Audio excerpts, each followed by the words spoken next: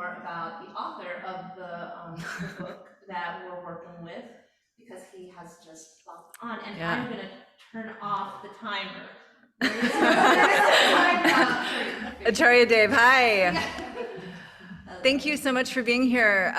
So we hadn't quite gotten through our intros, and I hadn't had a chance to tell everyone that's here that I've been saying for weeks, preparing for this class, that I'm not a scholar, and now I have a scholar here.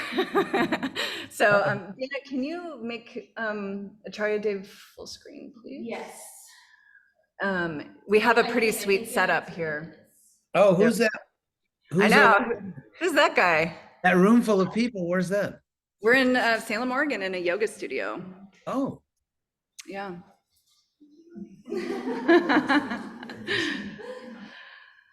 So we are using HDG Goswami's Comprehensive Guide to Bhagavad Gita.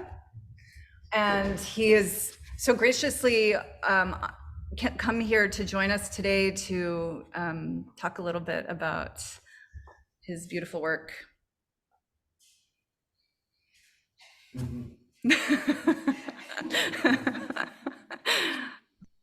So should I begin? Please. Well, thank you all very much. Maybe I'll just begin by saying a few words on yoga, on the word yoga. The word yoga is an ancient Sanskrit word that comes from a root, yuj. And we still have echoes of that word in English. English is an Indo-European language. So, for example, in words like yoke, like to bring two things together, to yoke things together, that's actually yoga with the same meaning. Or an intimate connection, such as conjugal. The jugal there is, again, from the Sanskrit root. So it means a connection. And as living beings, for example, we are connected to the environment. We breathe oxygen, we eat food, we form relationships with other people. Mothers and fathers take care of children. We live in communities, we live in societies. So human life itself would be unimaginable without the many connections we have to other people, to the environment. And ultimately, in the practice of yoga, the supreme connection is with the source of our own existence. Just like, for example, on a material level, we are souls, but we obviously are now doing business as humans. We have these bodies. And so there's an intimate connection between parents and children. But ultimately, Krishna in the Bhagavad Gita, which got to be careful, I'm talking to my clients now. Just kidding, that was a joke. So in the Bhagavad Gita, Krishna explains that he gives an argument which proves that even if you wanted to be your mortal body, it's just not an option. And so Krishna gives that argument very early in the Gita in chapter 2, the first chapter in which he begins to teach. The first chapter, Arjuna is kind of giving a lot of failed arguments of why he shouldn't do his duty. So Krishna gives the following argument. I'll first give it to you in Sanskrit so you can see what Sanskrit sounds like, ancient Sanskrit. Krishna says, Dehi no asmin jatha dehe, kumarang jovanam ajara, tatha dehantara praptir, dhiras tatra namuyati. So this means that Krishna often in the Gita calls us Dehi. He refers to us as Dehi. And the word Deha in Sanskrit means a body, an ordinary material body. And Dehi is something like yoga, yogi, Deha, Dehi, which comes from a Sanskrit suffix in, which anyway, I'll spare you all the grammatical pain. But just as yogi means someone who is involved with yoga. And so in the same way, deha, dehi means someone who's involved, who possesses a material body. And so Krishna makes very clear we are not the body, we possess the body, or we inhabit the body. And then he gives a simple argument. He says, just as dehi nosmin jata, jata means just as, dehi nosmin jata dehi, just as in this body, in the present body. So if you're reading Bhagavad Gita, then when Krishna says asmin dehi, in this body, he's talking about the body you got this time around. And so just as in this body, we experience komaram, which means childhood, yovanam, youth, and jara, old age. That's where we get words like gerontology and geriatrics, Sanskrit, jara, old age. So just as we experience childhood and then yovanam, youth, and then an older body. So Krishna says, tata, in the same way, dehantara prapti, you will attain another body. And that dhiras, which means a sober person, a wise person, tatra, in this matter, namuyati, is not bewildered, is not confused by this. Now, we have a common idea that, let's say, if the body we have now dies, as they say, and then we take another body, Krishna compares this to having a child's body, a youth body, and then an old body. So is this really a fair analogy? Because we think if we die, or if our body dies, I mean, we obviously don't die. And Krishna says, in fact, najayate mriyate vakadacha, and the soul never is born, never dies. So when we take another body, is that really analogous to just growing in this body? Actually, it is. Because the fact is that if you divide your age by 7, that's how many times you've already reincarnated. Carne, as we know in Latin, means flesh.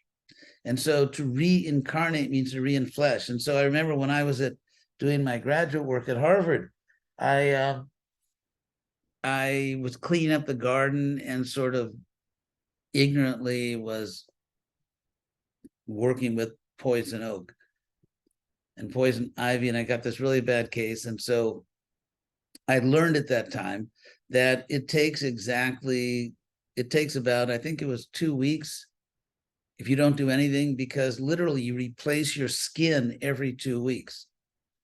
It was so unbearable, I just nuked it. I have to admit, I took the antibiotic, but went for the nuclear option.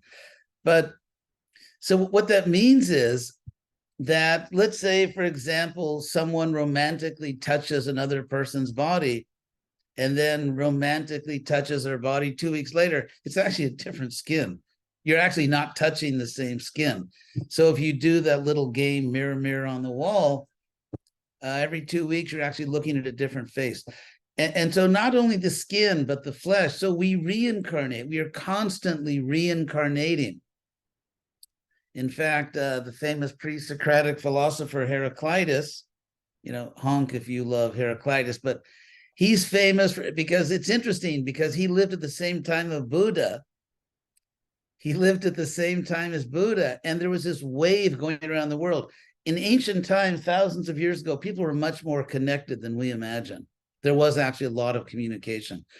And so you find in China, you find in India with the Buddha, and you find in the West with people like Heraclitus and others, there's this sort of like the zeitgeist, the spirit of the times was this powerful realization that everything is changing. Everything is changing around us. There are no fixed objects. This, in fact, is the real sense of the Buddhist shunya, which means void or nothing. Because sometimes people think, as I thought actually for many years, wrongly, before I actually read a book on it, that voidism means that nothing really exists, which is, of course, not at all what Buddhism means by the word shunya. In fact, they claim to have the Madhyamika, the middle path, in the sense that they avoided that type of voidism where nothing exists. They said, yes, everything exists, but because everything is constantly in change, everything is constantly, I mean, every material thing is constantly in change. There's no fixed object you can point to. So Heraclitus said, you can't step in the same river twice. At least Aristotle claims that Heraclitus said that. You can't step in the same river twice because it's always flowing. And so my version of that is you can't breathe in the same body twice. Because if you take a second breath, technically, microbiologically, it's not the same body. I mean, some things are the same, but some things have changed. And so therefore, anyway, I'll just throw this in.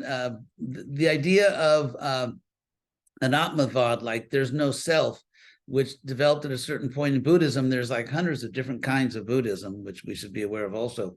Actually, Buddha never taught that. In fact, the second sermon by the Buddha, which is called the second sermon of the Buddha, this is like just like day 2 after the grand opening of Buddhism in the Deer Park, they're giving out little balloons and candy to the kids. It's like a grand opening, and so the second sermon he gave, they call it a sermon, has always been known as a sermon on the non-existence of the self. There's only one problem there. Buddha never said there's no self. He actually uses a process called the via negativa, which means the negative way. And essentially that means that you sort of take away everything that's not true, and what's left, if anything, is the truth, the negative way. And so he just says the body is not the eternal self, and the material mind is not the eternal self, and the senses aren't the eternal self. And it was like, that's all, folks. So he never, I mean, it's very well known that Buddha never said there's not a self, but as often happens, his followers became a little more enthusiastic than he was about that. But in any case, so the body's constantly changing. So how do we know that there is a permanent self within a body that's ever in flux? And at this point, I will refer to one of my BFFs, René Descartes, the French philosopher, best friend forever. So Descartes, at a time when Europe was starting to come out of sort of, I guess you'd have to call it murderous Christian fanaticism, in the sense that if you didn't believe what your local church said, it could, they might burn you alive, which could ruin your whole day. Actually, in the center of Oxford, the great university city, right in the center of Oxford, there's this monument to two Oxford professors, theologians, who were burned at the stake because in England at that time, this is in the late 1600s, it's like there'd be a Protestant monarch and everyone had to be Protestant, and then like next Thursday they have a Catholic monarch, then everybody's got to become Catholic again. It was crazy. So they were Protestant theologians and teaching at Oxford, and a Catholic Bloody Mary came into power, and she was Catholic, so everybody had to be Catholic. And they seriously believed that if they became Catholic, even if they loved Jesus, they would go to hell forever. So anyway, it was a very strange time in history. So they decided not to become Catholic and therefore were burned alive at the stake. So this was like, so people in Europe started to think, this is crazy. The intellectuals started to think, we can't live this way. And these churches are totally out of control. They're murderous. And we're having a scientific revolution, by the way. So there are other apparently more rational ways to understand the world. Anyway, I won't go into the whole history of the Renaissance and the scientific revolution, but suffice it to say that so Descartes decided to do something which was really revolutionary at his time. And it was so revolutionary that, well, I'll tell you how he sort of saved himself from being burned alive. He wrote a book called his Meditations. And in this book, he said, what if I doubt everything? Everything that I think I know. What if I say, maybe I don't know it? And of course, this is very dangerous because you're supposed to know everything the church says. So therefore, in his introduction, he says, hey, he's addressing the faculty of the Sorbonne who had the power of life and death over him. And he said that we all know that everything the church says is perfect. And there's really no reason to write any other book. However, there are some human beings so unfortunate, so foolish, that they don't just believe everything the church says. So I know that whatever you say is true, but for their sake, I'm going to play this little game and say, what if I doubt everything? And if I can build my way back to God through serious logic, then we can save these poor souls. So that's how he basically covered his own asan, so to speak. So what he did is he had this project where he said, what if I doubt everything I think I know, even if the world really exists? He even said, what if I'm just a brain in the laboratory of some evil genius that's programming me to think that there is such a thing as Europe, or there is such a thing as Catholicism, or anything. So he does this thought experiment, and he comes to the conclusion there's one, and this is actually getting back to the Bhagavad Gita. So in case you think that at my age, I actually can't remember where I started. That's not the case. So what he finally decides is that there's something I cannot doubt. If I doubt it, I will be completely irrational and foolish. I must accept it if I'm a rational human being. And the one thing he decided he couldn't doubt is that I'm thinking about this, even if I'm doubting, therefore I must exist, because otherwise how am I thinking about this? And he expressed this in that famous little mantra, cogito ergo sum. I think, therefore I am. The reason I brought all that up is that if Descartes is right, and I think he was, the one thing we know more certainly than we know anything else is that we exist. Because even if you are a brain in a vat, being manipulated by some evil scientist, even if we are mistaken about many things, the one thing we cannot doubt, even if I am mistaken, I must exist. Otherwise, how can I make mistakes? And so the reason I'm going back to what Krishna says, you know for a fact that you exist as an individual, personal, conscious being. And yet that rules out your being the body, because your body is always changing. And even though obviously we have different games now than we did when we were 5 years old, we have different games now, or even though we have changed our mind, or whatever, you cannot deny that at the very root of your being, there's a continuous individual person. And that's why if we do just a little bit of linguistic anthropology, why is it that everywhere in the world people say, I was a child, I was an adolescent? Why don't they say, he or she was a child, then this other person? No, we speak that way because it's our deepest intuition, our deepest understanding of anything is our own existence as individual conscious beings. And that hasn't changed, no matter how our mind, and that's the whole point of the Yoga Sutras. That's the definition of yoga. Yoga chitta vritti nirodha, which means yoga means stopping the mind from going off the rails. Yoga chitta, chitta vritti, because vritti literally means turning. It literally means turning. So the mind is like spinning off, off the track. And so therefore, unless there was a person who could practice yoga, the mind is going off, but you who are not the mind, that's the whole point of this.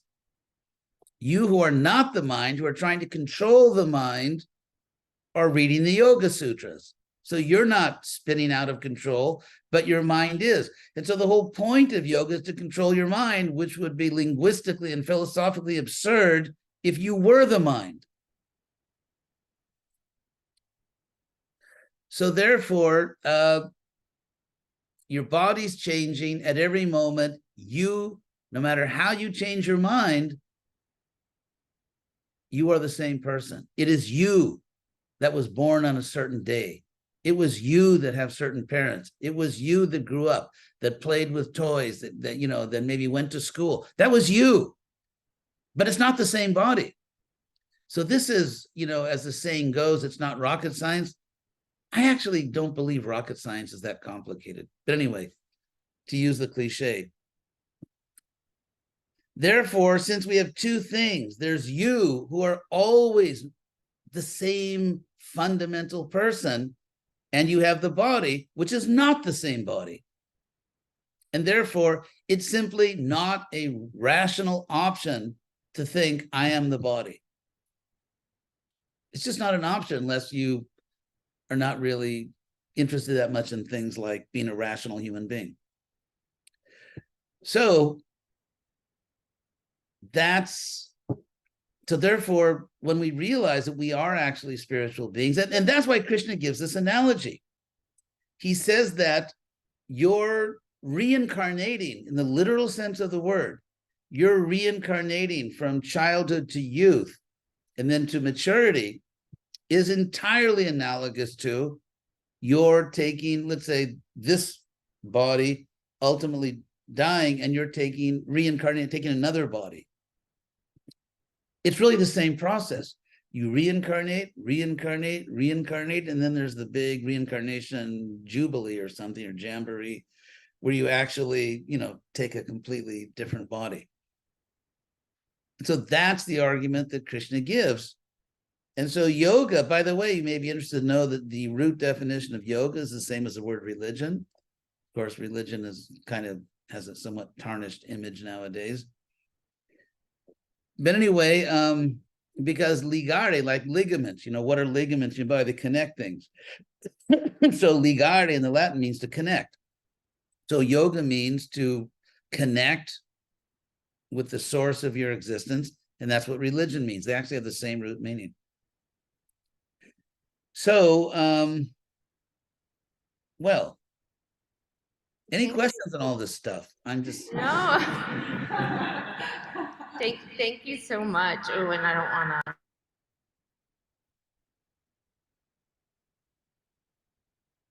Oh, you can talk if you like. Okay, go Dana. Can you hear me though? Oh, Dana. Is this okay? Do that. No, All right. you I'm just can't gonna turn talk yours on. normally. All right. Yeah. I just wanted to say thank you so much for dropping in and sharing that. And I mean, I understood everything. I'm sure everybody did. And I was joking about a test, and that's what the test will be on. Just a quick summary. No, it was just wonderful. And I think what's going to be so nice about going through this text is you talk about connection, and it's also about connecting these really the issues and the things that were going on in the conversations that Arjuna and Lord Krishna were having. These really can be transplanted, these battles, into day-to-day battles in our own life, and being able to connect with such an old text and the guidance it gives us with day-to-day stuff in this modern world. I just think that's incredible. It's like pulling knowledge from the past and using it here in the present in a really beautiful way. So I really appreciate that you took the time to translate this. I mean, that's an incredible feat. So thank you. Thank you very much. Thank you. I've been doing an audiobook of it, which will come out fairly soon. And so I've been actually going over it. And I have to admit, like they say, everybody likes their own cooking. So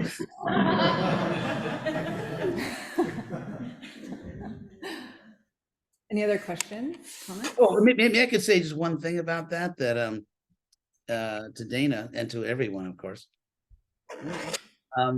That you said it's about connection, which is, of course, so true. That's what the word yoga means. And ultimately, it's about finding perfect love. Because there was a really great song that came out in the 60s.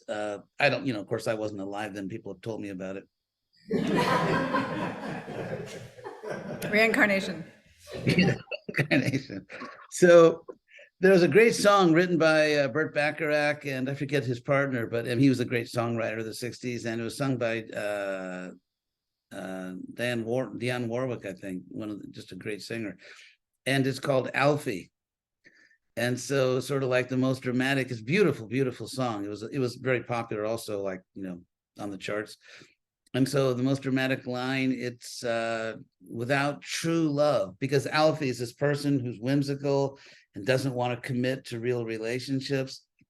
And so the woman singing the song is kind of like chastising him. And of course, all your sympathy is with the girl. And she says, and finally she says, without true love, you're nothing, Alfie. Wow. And it's just such a, yeah, without true love, you're nothing, for all your sophistication, whatever, you're really nothing if you haven't found true love. And so I can just speak just a word about the connection between love and yoga. And that is that here's a simple example to illustrate that your ability to love, or your ability to experience love, is inevitably connected to the object of your love. Because if someone has the misfortune of falling in love with a bum, which happens too often in this world, then some people are only lovable philosophically and at a distance. It's like, okay, philosophically you're a soul, and so at a good distance I can love you philosophically, but just don't get near me. And of course, so if you love someone who really is lovable, who has good character, who's faithful, loyal, and just has many qualities that you admire, then the better that person, the more love that person evokes. And so the greater the person you love, the more there is to love. And as your love grows, the happier you are, because what else is really happiness? Like hot Doritos or something. So to give, obviously not.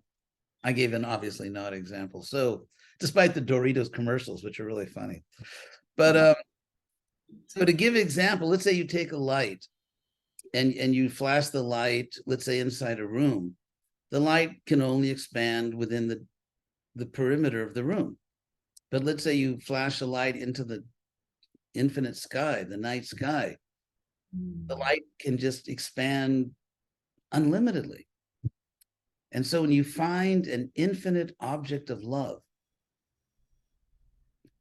someone that forever, for like the next, I don't know, trillion years or septillion, or just, forever, your love keeps growing, because there's a stage where you start to fall in love with someone, of course, and your body becomes this cute little endorphin factory, which often just robs you of anything like rational intelligence.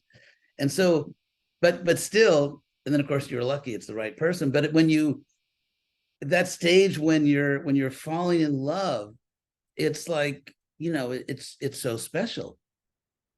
It's something which is so, it's seductive. It's just, you become literally enchanted. But of course, as we know, endorphins have a life cycle. And then one day you wake up and realize, oh my God, who am I with? And so, but the idea is that if you focus your love on Krishna, someone that's infinitely beautiful, infinitely loving, infinitely clever, infinitely funny, infinitely everything, your love expands forever. And therefore, forever, every day, you fall in love again. But only on a greater level, so that ecstatic period of falling in love, it never ends. And because, as is taught in all the Bhagavad Gita and even the Yoga Sutras, that all of us are part of God. All of us are part of God, although that doesn't mean there is no God. It's not like God is just a sum total of us, which would be very depressing. So there actually is a God, and the word Krishna means all attractive. The word Krish. If you think in English, to give you, there's a direct English analogy, linguistic analogy. If all this grammar is getting too painful, please, raise your hand and, just tell us that you're in pain. And so, but just, I mean, think about in English, the two words traction, like a tractor, and attraction. So attraction means mental traction. Something like let's say you're in a room and someone walks into that room who's just like almost like just like impossibly beautiful. And so the point is that beauty, it just pulls our mind. It's not like you decide, okay, do I want to look at that person? You just can't stop looking. And so attraction is just mental traction. And if something is infinitely beautiful, Aristotle actually gave this point. It's just like, how do we know that, let's say, Salem, Oregon is north of Tijuana? I mean, we couldn't say that Salem is north of Tijuana unless there's a North Pole. So it's in relation to the North Pole that you can say that something is north of something else or south. And so in the same way, there is absolute beauty. And so when we say this is more beautiful than that, it's not always whimsical or just completely subjective. And that's a perennial philosophical question. Is there an objective thing which is beauty? Is there an objective thing which is goodness, which is morality? Are there, in other words, we can imagine infinite quantities, like a road that never ends, sort of imagine it, but are there infinite qualities? Is there infinite love? Is there infinite kindness? Is there infinite beauty? And it's only in relation to that we can say this is more beautiful than that, or this is kinder than that, or more virtuous. And so ultimately the definition of God, and by the way, Patanjali says in the Yoga Sutras that samadhi siddhi Ishvara pranidhanat, that the perfection of samadhi, as you know in the Yoga Sutras, different levels of samadhi. And so when you say the samadhi siddhi, the perfection of samadhi, so that's the perfection of yoga. And the perfection of Patanjali says the perfection of yoga comes from Ishvara pranidhanat, devoting yourself to the Lord. And if you read, and so this is not just kind of like fanatical, dogmatic, pleasure denying religion. This is actually the ultimate state of yoga, when you connect to the source of your own being, when you connect to the absolute truth. And so therefore, when you love the source of your own existence, which happens to be infinite consciousness, infinite loving consciousness, then your pleasure expands infinitely. And when your pleasure begins to expand like that, we give up our, let's say, unproductive or unhealthy habits, in the same way that when you get to a certain age, hopefully you give up your little toys and of course get more interesting toys. But the idea is, so practicing yoga, becoming a serious practitioner of yoga, it's not based on just gritting your teeth and just like giving up things you really want. It's based on, it's like, I remember that, like a case when I was at Berkeley, when I was a young guy in college, that a person I knew very well broke up with this girl, and he was like, heartbroken and all that. And then he met this other girl that actually that for him was much more attractive. He could hardly remember the name of the other girl. And so this is what Krishna actually describes in the Bhagavad Gita. He says that you can really give up material life when you see something, you experience something which is so much more pleasurable, so much greater, that you just, I want this. It's not that our parents, I mean, I had good parents. It's not that my parents sort of tore my little toys out of my hands and I was, traumatically crying because they took all my toys. No, they never took my toys away. I just grew up, and at a certain point, I didn't want those toys. I want to do other things in life. And so that's the secret of yoga, is that you have to experience bliss, a spiritual love, a spiritual pleasure so great that it becomes everything for you. And material life is just not an option, because why would I want to do that when I found something so much greater, so much more pleasurable, so much more beautiful, with so much more love? And so that's really the secret of a successful spiritual life. It's positive. It's based on the hedonic principle, which means that you experience so much pleasure, cognate with the word hedonism, but it's sort of in a higher sense of it. Anyway, those are just a few points I thought I'd throw out there. So, any other questions? But thank you, Dana. Let's ask a question. We've got about 10 minutes left and about more than half, I think, to go through introductions. So I hope we will be able to get everybody's name. Okay, I'll go quick. I will give shorter answer. Opportunity for questions. Thank you so much. Yeah, this is. Thank you. Thank you very much. It's a pleasure to talk to you.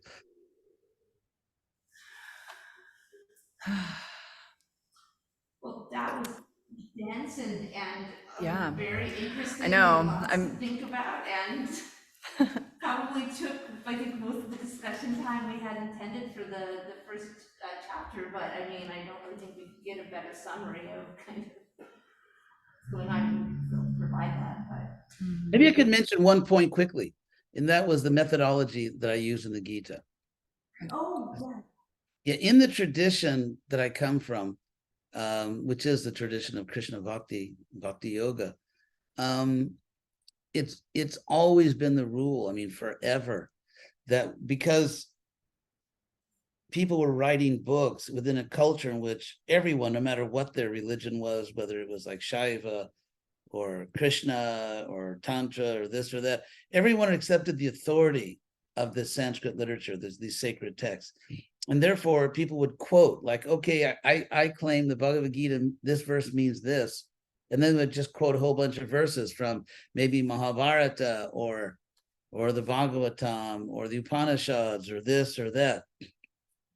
And of course, in the West, it's a very different cultural situation. People don't automatically accept that all these sacred Sanskrit texts are authoritative. So I gave myself a challenge that I was going to take all of the most important Sanskrit words in the Gita, words like yoga, jnana, which means knowledge, dhyana, meditation, karma, which you know, yajna, which is extremely important, which means offering or sacrifice, Brahman, the absolute truth, or Ishvara, God, the word, jiva, the living being, atma, the soul. I took all the key terms in Sanskrit in the Bhagavad Gita, and then I studied every place in the Gita that word occurs, every verse in which that word occurs, and then I let Krishna define his own terms. Because if you look at every occurrence of the word yoga in Bhagavad Gita and put them all together, it's obvious how Krishna defines the word. It's obvious what he means because Krishna defines his terms. Or, for example, karma. What is karma? Krishna defines what is karma. He gives, you could say, even practically formal definitions. What is self-realization? He defines that. What is God? He talks a lot about that. And so I let Krishna define his own terms and come to his own conclusions, and I just faithfully reported it. And so I go through every major philosophical category in the Gita, every major term in the Gita, Sanskrit word, and I tell you every place in the Gita Krishna uses that word, how he defines it, what the range of meanings are, and including a hierarchical range, where Krishna says, for example, in chapter 6, verse 47, yoginam api sarvesham, indeed of all yogis, madgatenantaratmana, one who has gone to me with their literally inner self, antaratma. Shraddhavan, who trusts with full trust in me. Bhajate Jomam, who adores me, because bhajate is the verb. You get bhakti, or people now talk about bhajan, like chanting. So the root is bhaj, so bhajate, that's the verb. And sort of speak, who adores me with all their, Krishna says, Same yukta tamo mataha, that's the highest yogi. Yukta tamo, literally, yukta means connected, because the word yoga in the past, present, past passive participle, like you say connect in English, you can say connected. So if you have the process of connection and you say, okay, this person's connected, it means they successfully practice connection. And so the word yukta, Y-U-K-T-A, is used throughout the Gita to mean one who's in a state of yoga. Yoga, trying to connect to the highest truth. And then, okay, connected, we've got a connection, green light. You know, that's yukta. And so yukta tama means the most connected, the most advanced in connection is the one who has pure love. And of course, pure love starts with loving the source of your own being. Because if you love the source of your being, you love everyone else. I mean, I had the great fortune of taking birth in a very loving family. And because I received so much love from my parents, which naturally, you know, I wasn't evil, so I loved them in return. And therefore, I love my brothers. I love my brothers. I love, you know, even cousins, aunts, uncles, because you're given so much love and because it's all family. So Krishna talks about yoga. He ranks the yogas, you know, just like we rank college football teams. So Krishna actually ranks the yogas. And so it's all there in the Gita. And so I let Krishna speak for himself. No interpretation, just dictionary definitions of words. Because if you get too much into esoteric definitions, if any word means anything, then no word means anything. Then why even have the Gita? So I was very strict, literal, dictionary meanings of words. Let Krishna define his terms. And so I'm very confident that, and then in the translation itself, because I love the Sanskrit of the Gita, I've been reading it, you know, most of my life. And it's just such an exquisite Sanskrit composition. It's just so amazing, the Sanskrit of the Gita. And so because most people, you know, surprisingly enough, will never actually learn Sanskrit well. And so, you know, incomprehensible reason. So therefore, my goal was to give you as much as I could the experience of the Sanskrit. So even I counted the syllables of the Sanskrit words, verses, and I tried to keep my English within the same number of syllables, because as you're reading and your brain is making connections between words, if there's fewer words, there's more connections because you can remember things. And so I was very strict about that, not using more syllables than Krishna did, using extremely literal translations, even if in English, sometimes it sounds a little awkward, but that's what Krishna said, and that's what it really means. And so I wanted to get you as close as humanly possible to the original language of the Bhagavad Gita. And So that's what you mean by a literal translation. He's literally. Because there hardly are any. Because everyone kind of takes poetic license, and if they just don't agree, like it says that if they're teaching that, you know, all yogas are exactly the same, nothing's better than anything else, and Krishna says the opposite, they'll kind of like, you know, figure out some other way to say it. So it's their Gita rather than Krishna's Gita. And there's some statements which sound a little like esoteric. They're really esoteric in Sanskrit, like, woo, what does that mean? And I decided I'm not going to make it exoteric. I'm just going to leave it in the same esoteric form it is in Sanskrit, because I thought that's really cool.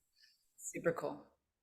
Yeah, so basically it is the Gita as a, you know, it's just the Gita. If you knew Sanskrit fluently, that's what it would sound like.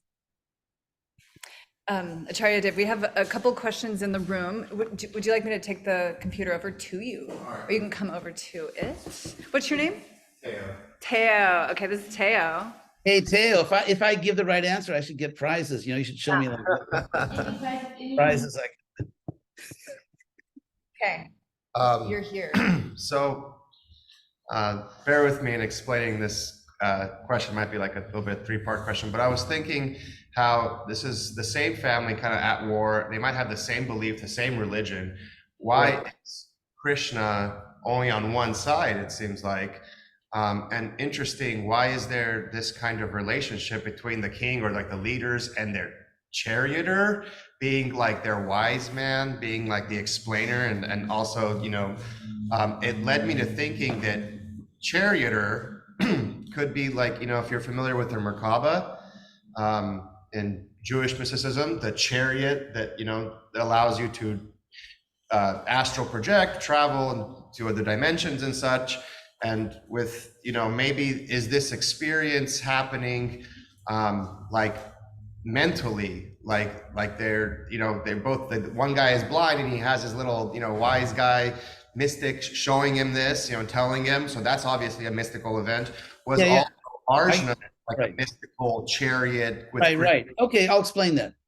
First of all, just like you may remember, I don't know if this is before your time, Yogi Bear is smarter than the average bear.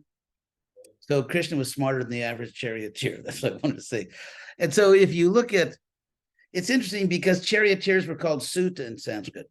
And Sutta also became a name for sort of a traveling bard, because in a battle, it was a charioteer who really knew everything that happened. It could later tell people how, his king or his prince acted heroically on the battlefield.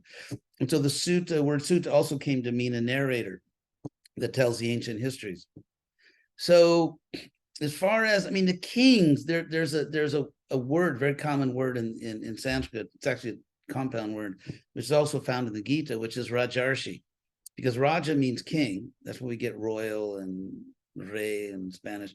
And then Rishi, which is a sage. And so like a royal sage, a king who's a warrior, but also is a sage.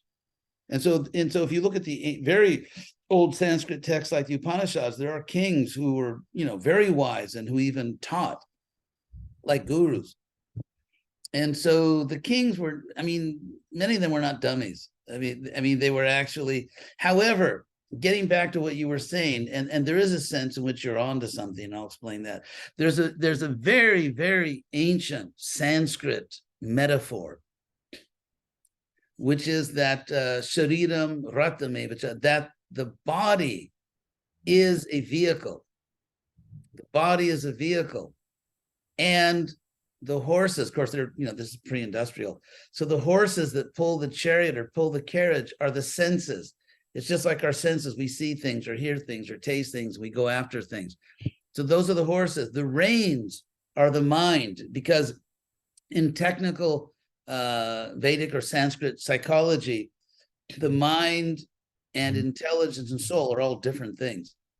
And so the mind is sort of like the, what do you call it? Like the clearinghouse, where, because your senses are bringing it all, like for example, right now, all your senses are active. So right now you have the ability to see, to hear, to taste, to smell, to touch, and yet your mind has chosen to focus on the hearing faculty, and to some extent the seeing faculty. And so the fact that you have all these senses, but you have coherent experiences because you're able to focus on whatever you need to focus on at the moment, it's the mind that's doing that.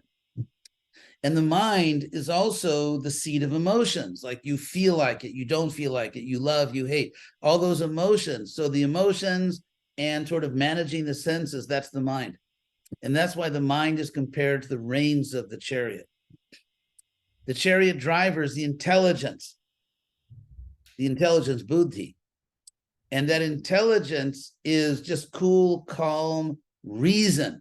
The mind gets emotional. It loves, it hates, it gets depressed, it gets like too excited. But the intelligence is just, now, if your mind gets control of your intelligence, you're lost. And in other words, if the chariot driver loses control of the reins, then the passenger, who is the soul, the passenger is the soul inside the chariot or carriage.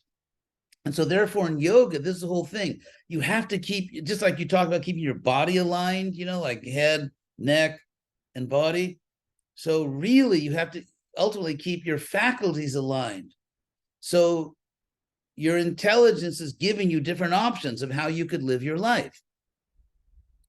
And you as a soul have to choose the right option, which is to dedicate your life to wisdom, to purity, to love, to pure love, and to ultimately transcending this artificial condition of being born and dying, and to achieve your full, eternal, infinitely pleasurable life as a pure soul.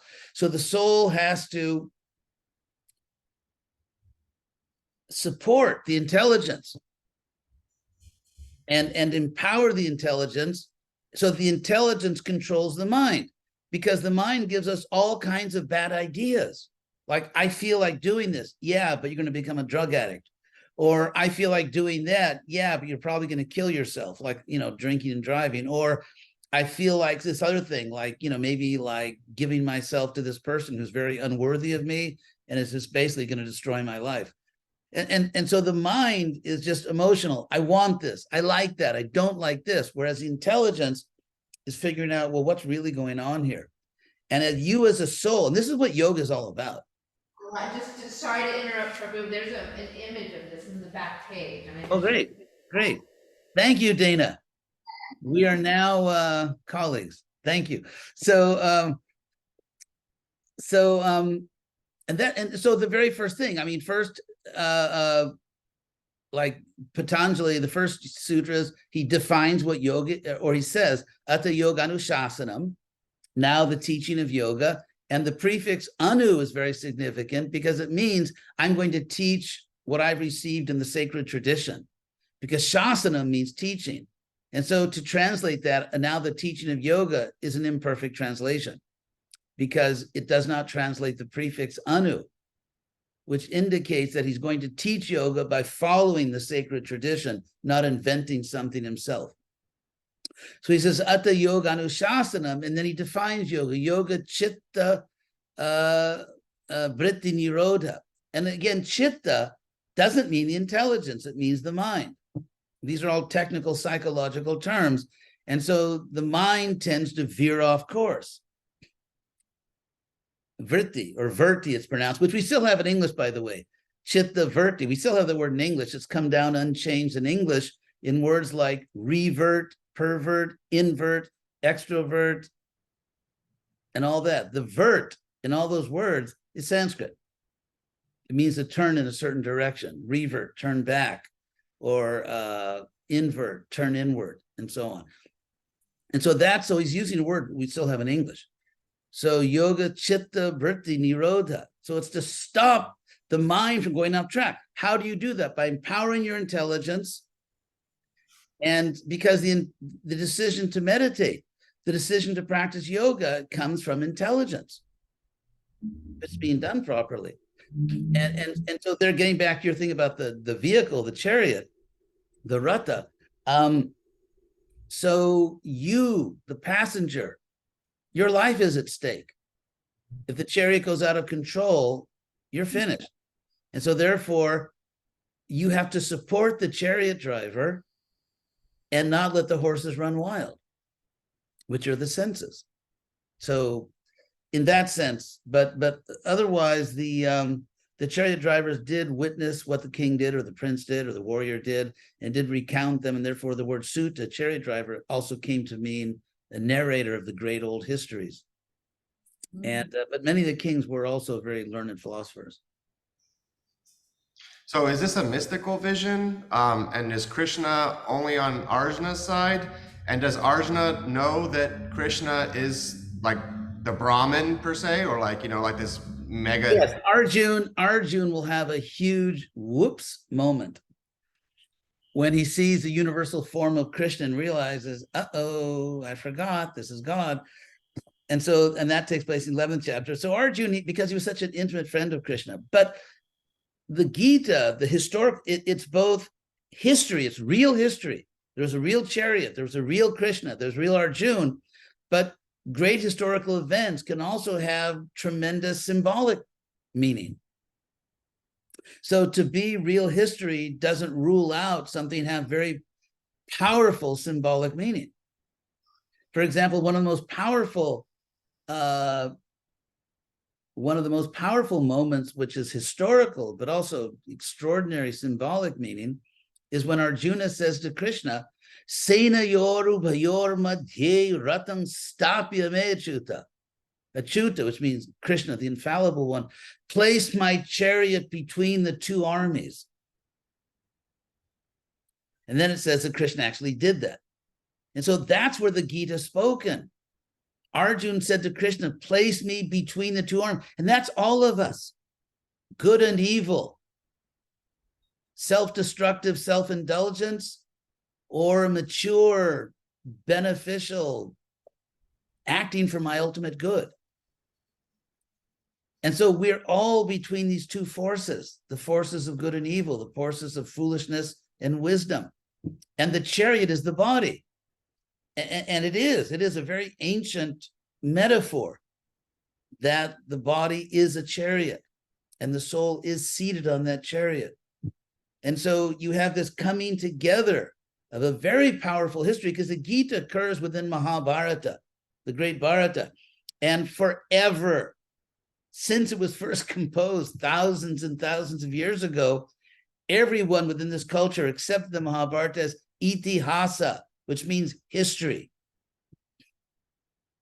Not just symbolic theology, but history. In fact, the word itihasa means thus it actually happened. That's what the word actually means.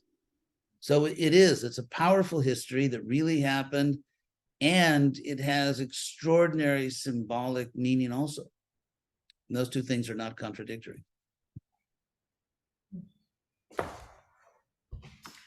So also, Teo, in Mahabharata, it details the events leading up to the battle. And there's a decisive moment where Krishna is approached by Arjuna and his cousin, who is the chief bad guy, basically. And Krishna says, you can choose me or you can choose my army. And the bad guy, cousin, gets to choose first. And of course, he chooses the army. And Arjuna so gratefully accepts Krishna as his companion and chariot driver. And it's a beautiful service that Krishna provides for Arjuna to drive his chariot. Also, I can't help throwing in that Krishna had another army which was much more important, the Yadus, and they owned Krishna. But yes, and all of us are in Arjuna's position. We are souls. I mean, superficially, you have a girl's body, a boy's body, this age, that ethnicity. That's all just what the clothes you're wearing. And Krishna actually says in the Gita, Vasansi jirnani jatavihai, just like you throw away old clothes. Tata sharirani jirnan, the same way you give up old bodies and take new ones. So as you said, I mean, all of us are exactly in the position of Arjuna between these two powerful forces in the world. And Krishna is saying that I will drive your chariot in the sense that I will guide your body. Krishna's in the heart. This is stated everywhere. It's in the Gita also. Krishna's in our heart. And so if you want to forget Krishna, here's the good news. Krishna's not a jealous God. He's not going to throw you into an eternal lake of fire because you really hurt his self-esteem by not choosing him. Krishna, if I could just bring up one little point. Sorry for badgering you with all like your little points. Yes. And that is one of the most famous questions ever posed in the history of Western philosophy is a question posed about 2,400 years ago by Socrates to this really self-righteous fool named Euthyphro. And they were arguing, what is virtue? What does it mean to be a good person? And so Socrates asked this brilliant question. He says, are certain activities good, morally good, because the gods love those activities? Or do the gods love those activities because they are intrinsically good? In other words, are we subject to the whims of some irrational deity? So ultimately, religion means the ultimate law of the jungle. Might makes right. God can beat you up, therefore you have to accept God. Or is it that God promotes good because it's intrinsically good? And that's the Gita. So in the Bhagavad Gita, we don't have a God who needs a 12-step program for jealousy management. He's not a jealous God, because Krishna says in the Gita that you can be happy in this world, you can be wise and upwardly mobile, literally, or you can take a higher birth in your next life without me. You can be happy, wise, and upwardly mobile, even if you don't accept me. Because ultimately your karma, you'll be judged by just the moral quality of your behavior. But if you want me, then you have to accept me. And of course, Krishna is infinitely beautiful. I mean, it's not discrimination if you don't give yourself to someone that doesn't really care about you. It just means you're not a fool. And so Krishna's not jealous. He says one of the last things he tells Arjuna is, okay, I've told you all this stuff. Now, yatechasi tata kuru. Now, do as you wish. And your future will depend simply on the objective quality of your actions. So Krishna's really a good guy. And he is. He's the best guy ever. And he's offering us infinite pleasure. He's offering us, infinite life, infinite pleasure, not this karma nonsense. Take one body, take another body, take birth, die. I mean, who needs that? So Krishna is offering us these amazing things. All he's asking is, be a lady or a gentleman. Because I'm giving you everything. It's like, if someone is kind to you, if someone loves you, and someone provides for you, I mean, don't you owe that person just a little bit of gratitude? Yeah, just a little bit. And so at every moment, and Krishna's giving us, or God, whatever name you want, doesn't matter. The air we breathe, the water we drink, when we fall in love, it's because you're being empowered to love. And you're being empowered, and God makes you lovable to the right person. And so, I mean, everything is coming from our infinite benefactor. And let's say you're attracted to beauty. Let's say you are an aesthete. You're into beauty, whether it's beautiful scenery or beautiful faces or whatever you're into. But Krishna's infinitely beautiful. He's an infinitely good musician. He's infinitely kind. So if we reject God, it's because it cannot be because God is not worthy of our love, because every quality we love or appreciate in other people, God has infinitely. So for what good reason would you not love God? Other than envy, other than that, I want to be numero uno. Krishna says that in chapter 11 of the Gita. I mean, Arjuna says, stane rishikesha. Stana, we still have in English, status, standing, that's Sanskrit. Stana. So stane, literally in its place. It's a way in Sanskrit of saying it's translated, this is rightly done. Stane, in its place. Stane rishikesha, that tava prakirtya, that by hearing your glories, stane rishikesha tava prakritya jagat anuhrishyati, the world rejoices. I mean, look at how popular the song My Sweet Lord was. It kind of brought out this hidden piety in millions of people. So tava prakirtya, by your glories, jagat, the world, anuhrishyati, it rejoices, anurajyate cha, and becomes attached to you. But rakshangsi, sort of people who are just at this stage in their evolution are just bad people. Rakshani, Bhitani, they don't like it. They're like, it sort of scares them, makes them nervous. This will be the end of society as we know it, if God becomes too loved. So Rakshangsi, Bhitani, Dishodravanti, and they run away from it. disho, literally in all directions. They just like flee from the glorification of God. They don't want it. They want to just get rid of it. But then Krishna says, and I love this last line, he says, Sarve namasyanti cha siddha sangha, which the communities of perfected beings, siddha, the communities of accomplished or effective, they all the communities of evolved, what we might say today, like highly evolved people, all the communities of highly evolved people bow to you. And so, go Krishna.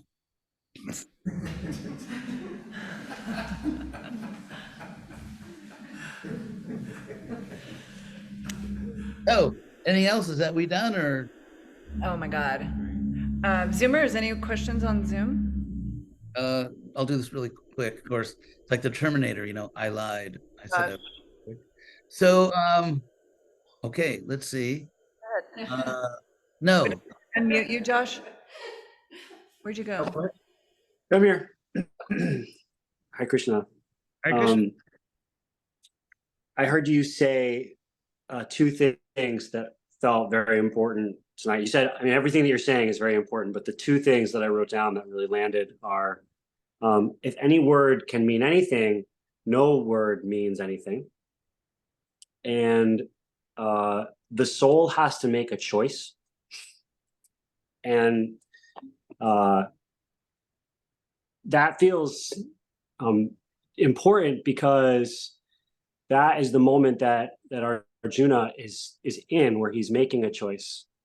And the person that he's turning towards, he's turning towards someone that he believes that he can rely on. Yes, yes. And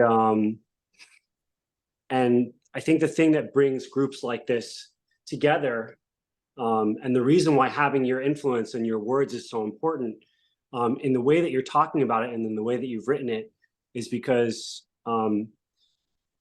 this is something that we can rely on. And it does transcend, time and space in the literal sense, because we're here now and it's still so important, and it will continue to be infinitely important. And what it seems like you've done is you've just clarified that through the work that you've done with this book, and it's just very meaningful. And so that all the places that we're in, as individual souls, we all have to make choices where we're at. So this is really a tool for us to make better choices. And God is its own kind of thing. It's not separate, but the fact that we're trying to be inclusive of that, and we're trying to, in whatever way it is, whether it's make our peace with it or create a deeper connection, we do have to make a choice, and it should be a choice that's based on something that's accurate. So thank you for everything that you're sharing. Thank you very much.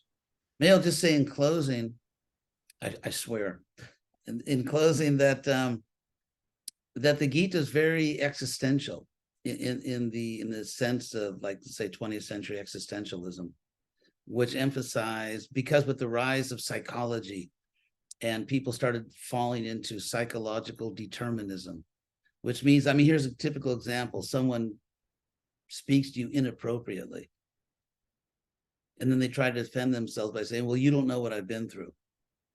In other words, based on what happened to me, I have to behave in a certain way. I no longer have the free will to treat you with respect. And so that's how the existentialist movements kind of emphasize, your personal agency. And so I'd just like to read for you very quickly two verses in the Gita, 6.5 and 6.6. I'm just going to translate them for the Sanskrit right now. Krishna says, one, that one must raise oneself. One must raise the self by the self, and that the self should not degrade the self. The self alone is the self's friend. The self alone is the self's enemy. Anyway, I'll just leave it at that. But so Krishna is telling us, hey, if you're reading this book, you're very likely a human, and you have free will. You can choose the destiny you want. It may not be easy, but you have that freedom. You can choose to be an enlightened being. You can choose to be a light for the world.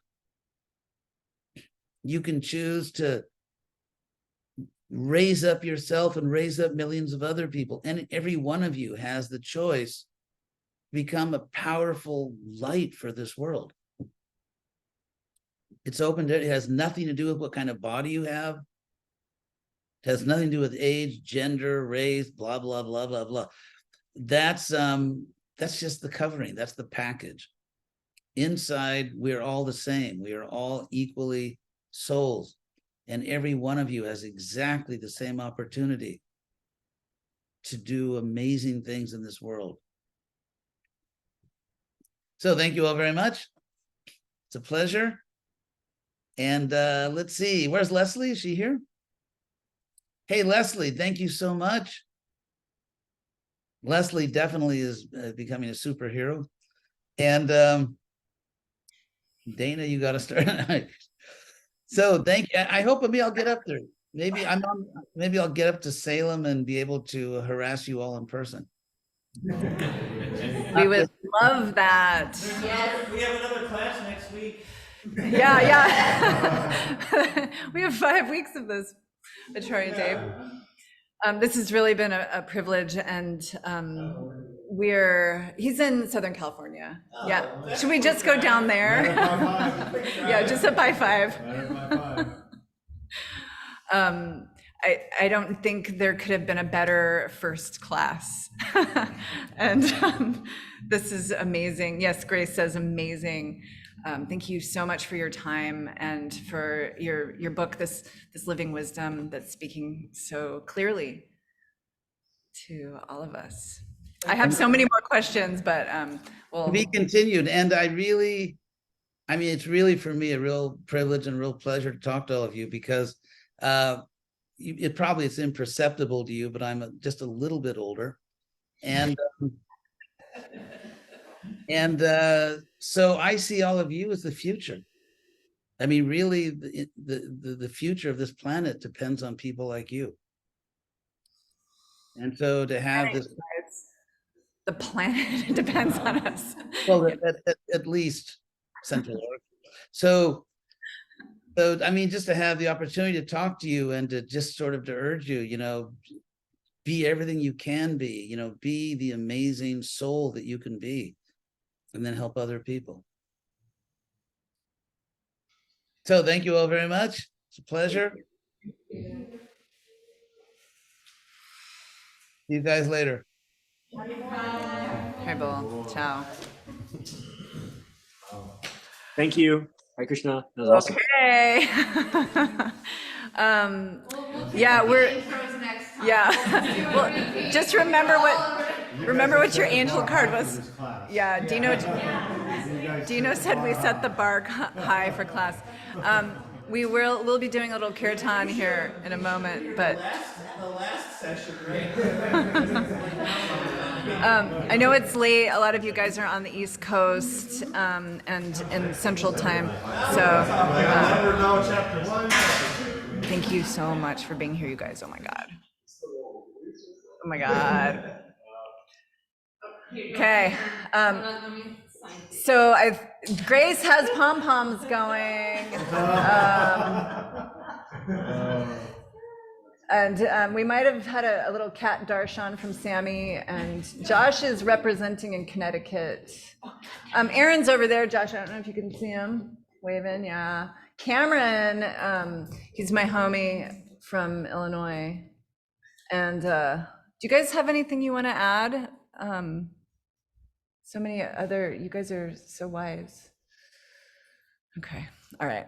You're off the hook then. I did record this and I'll share it to the group. So, good night.